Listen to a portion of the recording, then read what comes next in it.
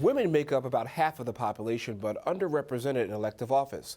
For the next few minutes, we'll discuss the obstacles that contribute to women in politics. Hello, everyone, and welcome to Comcast Newsmakers. I'm Robert Traynham. Joining me is Helen Holton. She's a member of the Board of Directors at the National Foundation for Women Legislators. Helen, welcome to the program. Thank you, Robert. Glad to be here. It's good to see you as always. Here's what we know.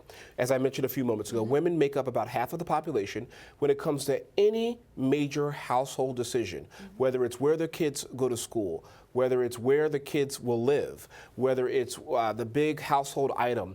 Women always typically make the decision based on the studies. What we also know is that women typically decide who our next president is going to be, just in terms of the voting patterns over the last 15 or 20 years. But when you take a look at the numbers in terms of women being in elected office, that number is much, much lower. Why is that the case? That's an interesting question that you asked. Why is that the case? And it's probably one of those things we'll never know the answer to. But one of the things that's helping to change that trajectory is empowering women. When you think of the traditional roles of women as mothers, housewives, teachers, it's always been under the caregiving role, follow the man will lead, things of that nature. But what you will find is that women in leadership roles bring a very different dynamic that tends to be a little more balanced, more compassionate, and doing a little more research. Not that men don't research, but women tend to get down to a level that says, who will this impact? And what will the long-term effect be? And how does it impact families, community, and the quality of life?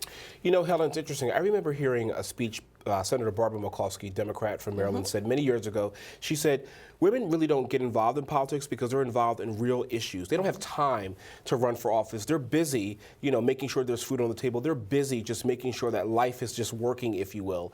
And I thought that was a very interesting statement to make for someone who recently announced her retirement. She's going to be retiring in 2016. And I think by most accounts, hopefully you'll agree with this, Senator Mikulski has been a powerhouse, not just for Marylanders, but for all women across the country in terms of nurturing women and encouraging them running for office.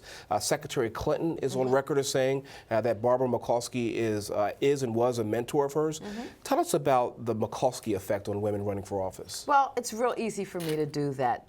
Barbara Mikulski is a woman who encouraged me to run for public office, in that from Baltimore, she started not as a woman saying, I want to run for office. She started as a social worker.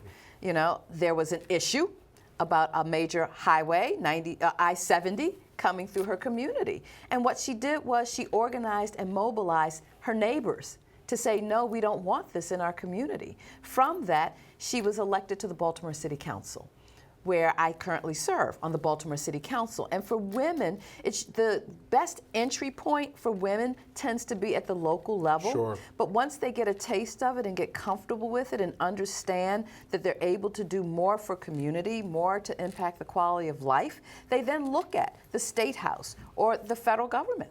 What's interesting, you mentioned Baltimore. My understanding is Baltimore has always been, or at least recently been, at the forefront in terms of women representation in elective office. Tell us about that. Absolutely. For a while there, Maryland was the #1 state with the most amount of women in the state legislature. Do you think that made a difference in terms of legislating?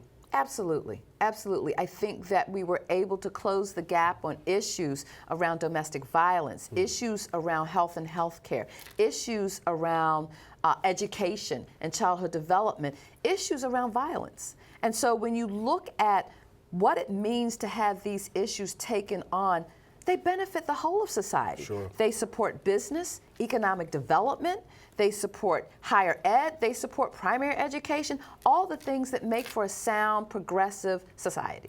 It's going to be really interesting to see come this time next year whether or not a woman is going to be at the top of the ticket in terms of the Democratic side. Obviously, everyone is taking a look at Secretary Clinton and seeing if, in fact, she is going to go all the way towards the Democratic nomination. Helen Holton, thank you very much for joining us. Really appreciate it. Keep up the great work in women's issues and all issues in general. Thank you very much, Robert, for having me. And thank you for joining us for this edition of Comcast Newsmakers. I'm Robert Traynham.